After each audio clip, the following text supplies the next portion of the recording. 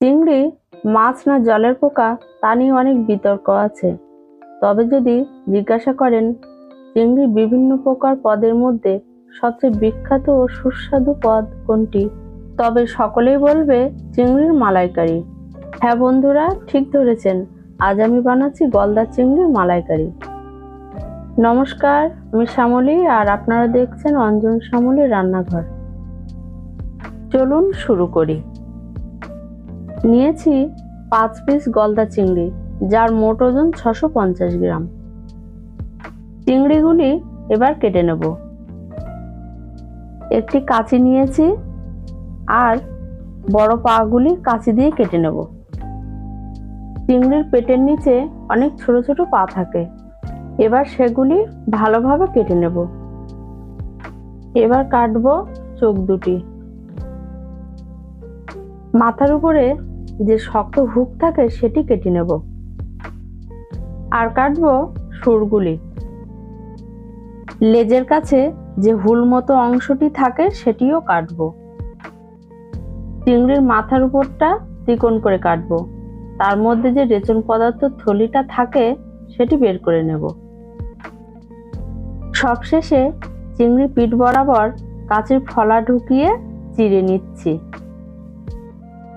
এখানে সুতোর মতো যে নোংরাটা থাকে সেটি বের করে নেব।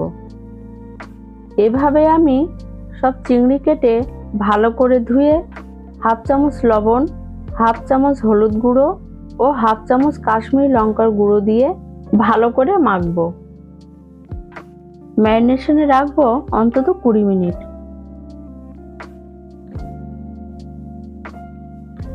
মিক্সিতে নিচ্ছি 1 চামচ সাদা সর্ষে, 1 চামচ মৌরি, 10টি কাজু বাদাম ও 1 চামচ চালমগজ আর বেটে নেব।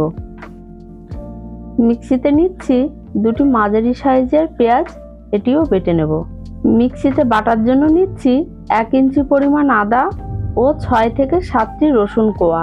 ঝালের জন্য বেটে নেব 6টি কাঁচা লঙ্কা। সবশেষে নিয়েছি একটি মাঝারি সাইজের নারকেল কোড়া আর 1 কাপ গরম জল দিয়ে কিছুক্ষণ ভিজিয়ে মিক্সিতে বেটে দুধ বের করে নেব। ওভেনে কড়াই বসিয়ে দিলাম, দিচ্ছি কিছুটা সর্ষের তেল।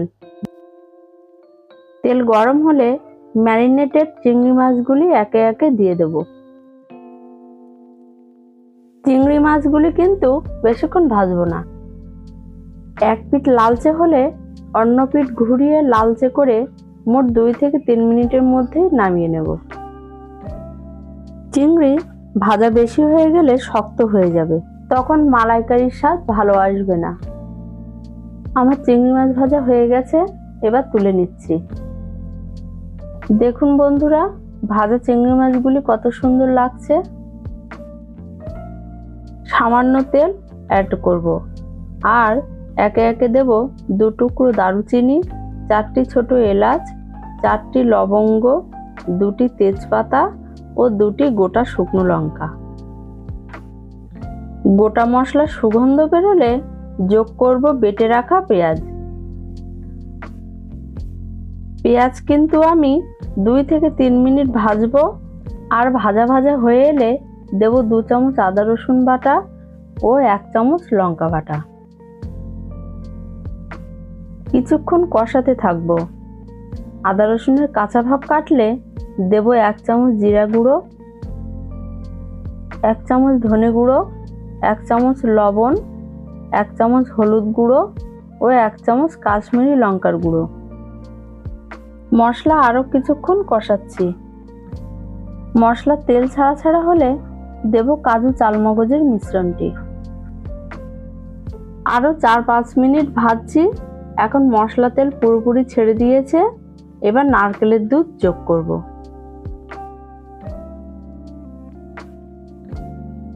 এখন মশলা ও দুধ একসঙ্গে মিশিয়ে নিচ্ছি।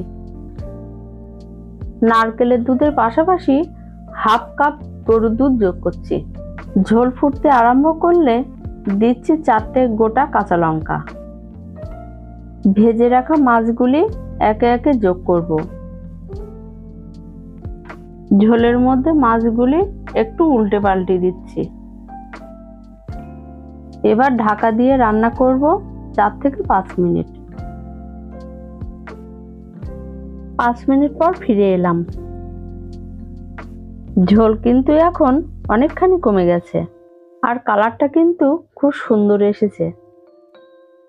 বন্ধুরা, আমি চিনি দিতে ভুলে গিয়েছিলাম, তাই 1 চামচ চিনি দিয়ে দিচ্ছি। কথায় কথায় আমি রান্নার শেষ পর্যায়ে চলে এসেছি। গলদা চিংড়ি মালাইকারি কিন্তু একেবারে রেডি। এখন ঘি গরম মশলা ছড়িয়ে ভাতের সঙ্গে পরিবেশন করব। বিভিন্ন জন ভিন্ন ভিন্ন পদ্ধতিতে চিংড়ি মাছের মালাইকারি বানায়, তবে আমার এই পদ্ধতিতে অন্তত একদিন বানাবেন, আশা করি সকলে চেটেপুটে খাবে। আমার এই ভিডিওটি ভালো লাগলে লাইক, শেয়ার, কমেন্ট করবেন আর এ ধরনের রেসিপি ভিডিও আরও পেতে চ্যানেলটি সাবস্ক্রাইব করতে ভুলবেন না।